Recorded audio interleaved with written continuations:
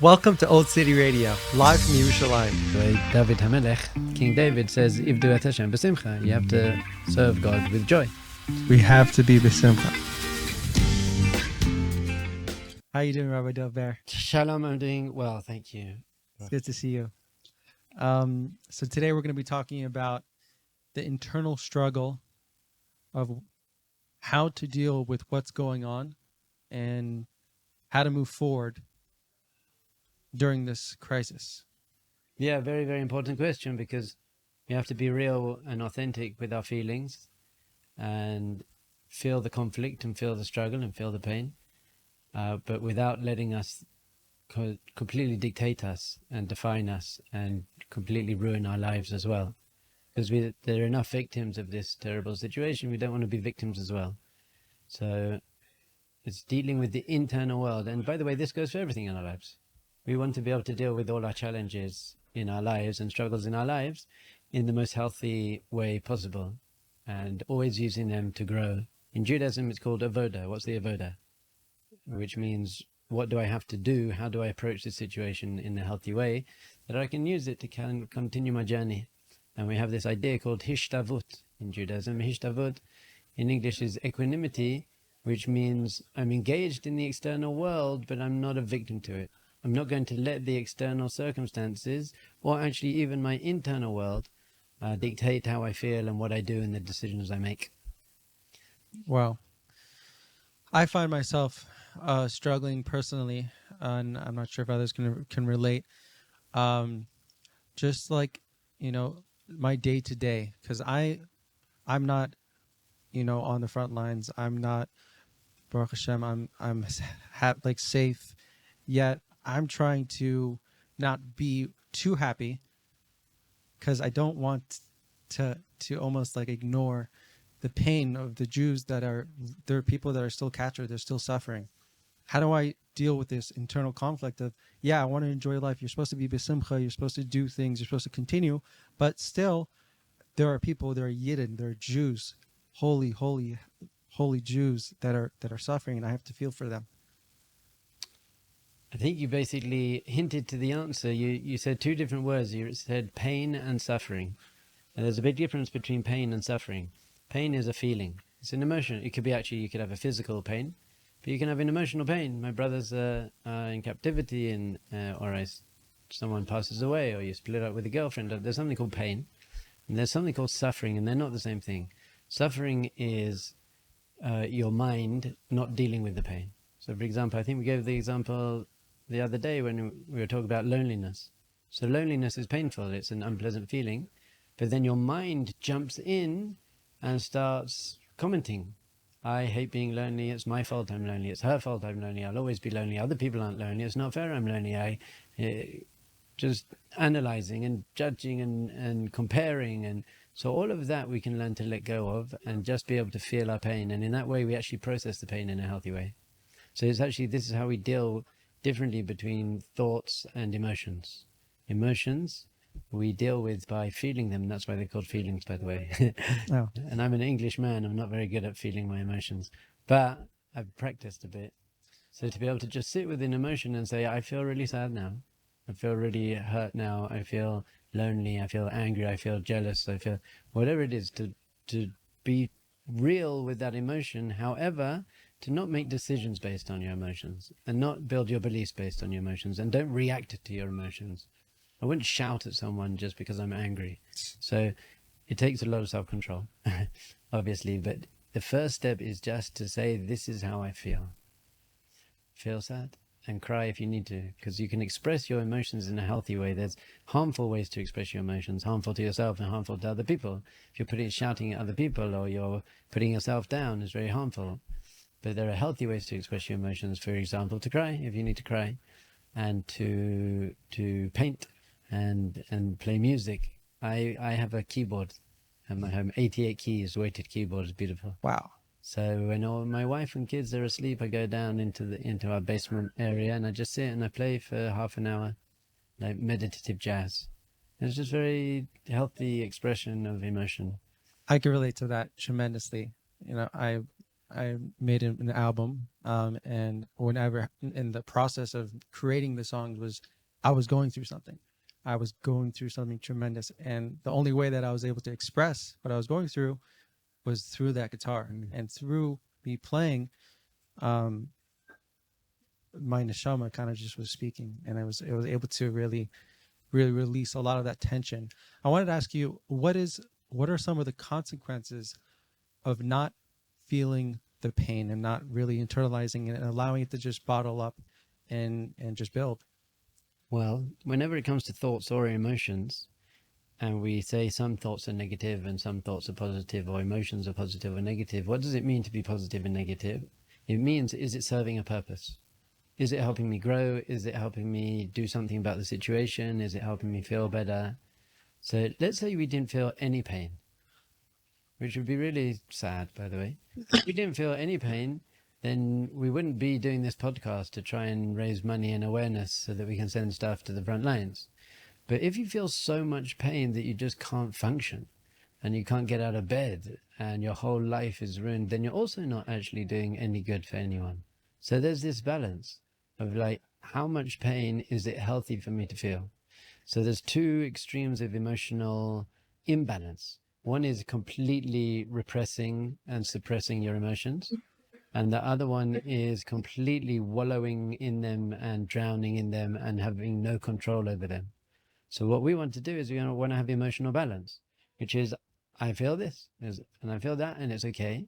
And I'm going to give myself the space to feel it. So often when we give ourselves the space to feel the emotion, then it processes the emotion. Sometimes it doesn't. Sometimes it takes a lot longer. But at that point, we got to say, okay, there's a certain time and place for me to feel, just to lie in bed and cry. But I've got to get on with it. I've got to pick my kids up from school, and I've got to be happy for my kids, and I've got to work. I've got to do stuff. And we actually learned this, by the way, from Rashi. Rashi says, it says in the Torah that the Jews were kaitzer ruach. They were short of breath. And Rashi actually says in one place, he says it's because they didn't breathe deeply. Just to be able to breathe. Just and breathing in and out. We've lost the art of deep breathing. La'arich, to lengthen our breath. But in another place, he says this idea that all our pain in our life is because we don't give that pain a place just to be in our heart. Our das, he says our minds aren't big enough to grasp it. So like this situation is absolutely unthinkable. We can't grasp it. I remember before there was Gilad Shalit as one guy. Now you've got 200 more people and kids, and it's just beyond any possible grasp. Comprehension, yeah. So then we just suffer because we can't handle it. So he says we've got to find a place in our heart to feel ototzar, to feel that pain, which is a beautiful idea, to sit, just to be able to sit with it and say, not try and work it out, not try and analyze it, not try and understand it, not try and grasp it, just sit with it. But I think when it says that we have a place in our heart, it means it's a place in our heart, it's not our whole heart. So there's got to be space to feel it and process it and be real with it. But there's also got to be another rest of your heart that's open to carry on doing what you need to do. Rabbi Nachman actually says this idea that we have our Yetzer Hara and we have tshuva and we have all these things we want to do. But he says you've got to give it a time. So you say basically to your Yetzer Hara, from 9 o'clock to 9:30, I'll talk to you and we'll work it out and I'll do tshuva. But for the rest of the day, I've got to carry on with my life and I've got to be b'simcha and I've got to do something. And that's really a healthy balance, to be able to flow into that emotion and feel it, but then not let it hold you down from doing great things. So that's why it's called feeling your emotions, because if you think about your emotions, you're actually not feeling them, you're not being present with them, and you're perpetuating them, because your thoughts create and build and perpetuate your emotions. So if you're thinking happy thoughts, you're going to be happy. And if you're thinking sad thoughts, you're going to be sad. Angry thoughts, you're going to be angry. So whatever you think about is going to give strength to that emotion, for the good as well, by the way. What we often do is when something good happens, we're like, yeah, that was great.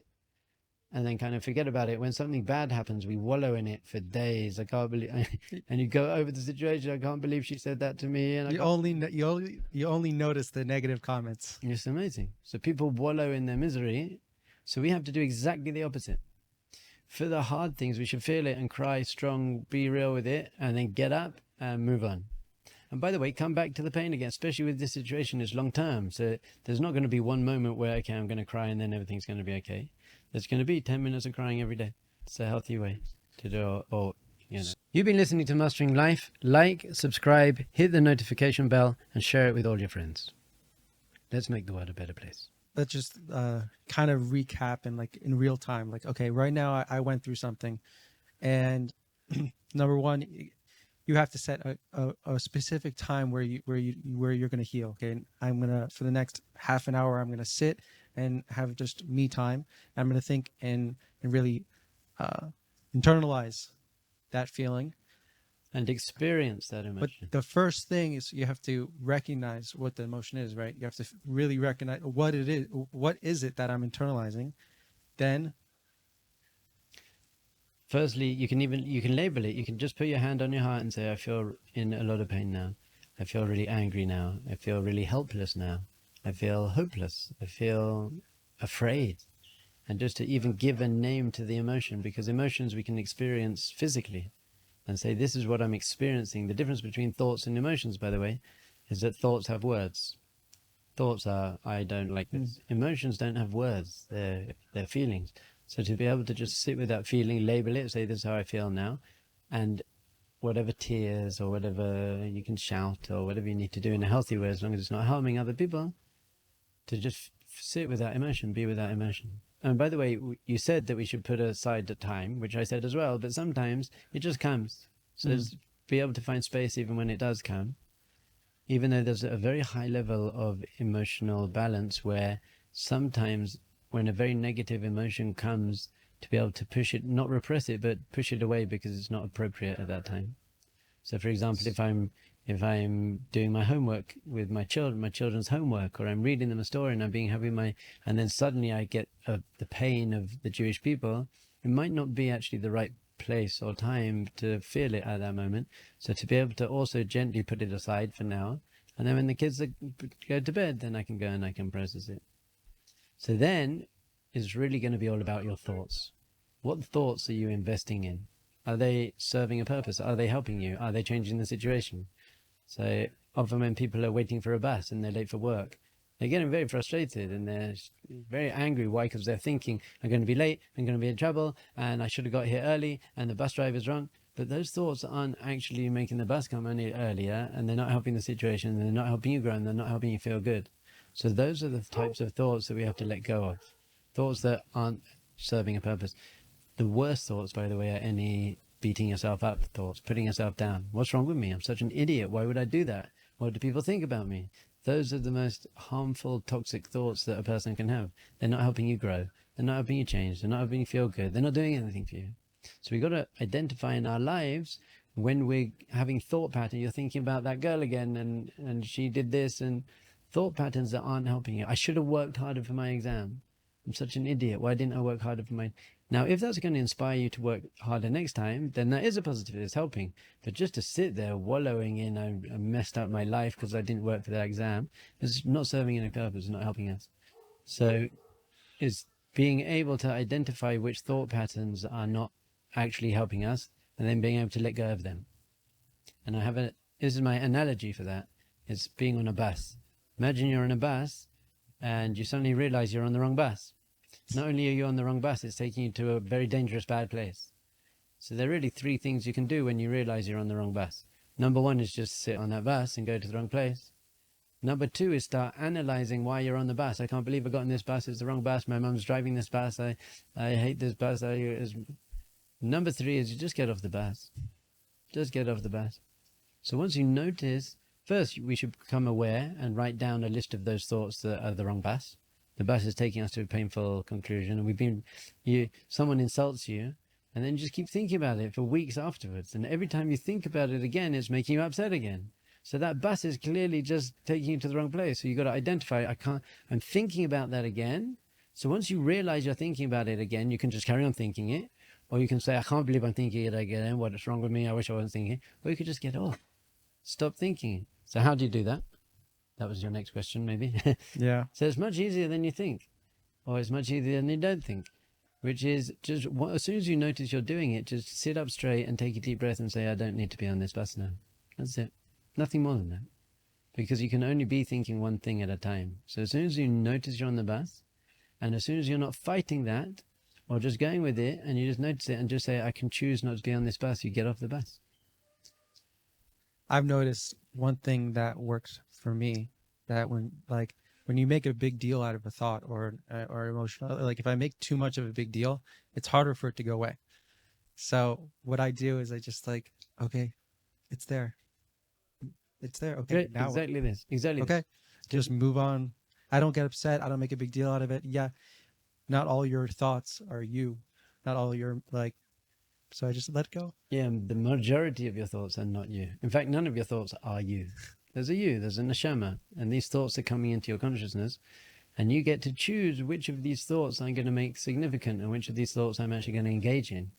Remember my daughter, when she was about 3 or 4, she said to me, Abba, my Yetzer Hara, my negative mind, told me not to share my toys with Binyamin. That's her younger brother. But I didn't listen to it, and I shared them anyway. That was brilliant. She just identified it, and she didn't beat herself up and say, I can't believe I had that horrible thought. And she didn't carry on going with that thought and saying, yeah, I'm not going to share it. She just saw the thought. She was like, I don't agree with that thought. And she just didn't listen to it. It's very, very powerful. Wow. To be able to, rather than being drowned in your thoughts, to start being able to step back and choose, well, which of these bus, just like you can choose which bus to get on, by the way.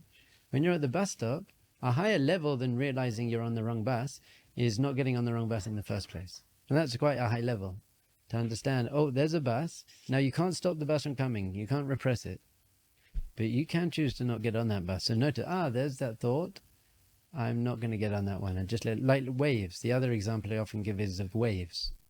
When you're surfing, you don't get on any wave.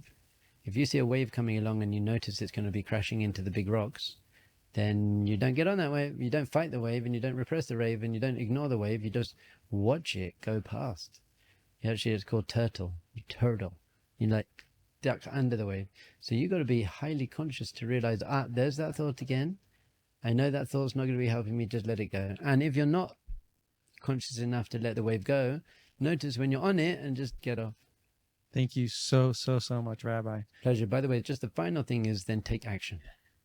What are you going to do? What are you going to do now?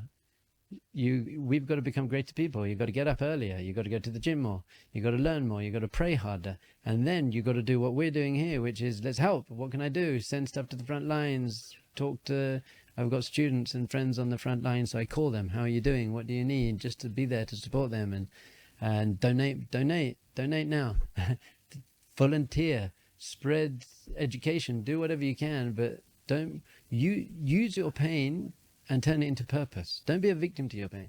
Say, okay, I'm in pain, but that's going to make me a greater person, and that's going to inspire me and motivate me to help the situation even more. No pain, no gain, they say. If you're going to the gym and it's not painful, then you're not growing. So too, we're going to use our pain to grow and help the situation rather than to completely debilitate us and disempower us. Wow. Thank you so much, Rabbi, for joining us. Thank you for tuning in. I hope you enjoyed yourselves. Remember, this isn't just information. There's tools and practical wisdom to completely transform your life. Please donate now, do your part in the war effort, and let's get this situation over and done with as soon as we can.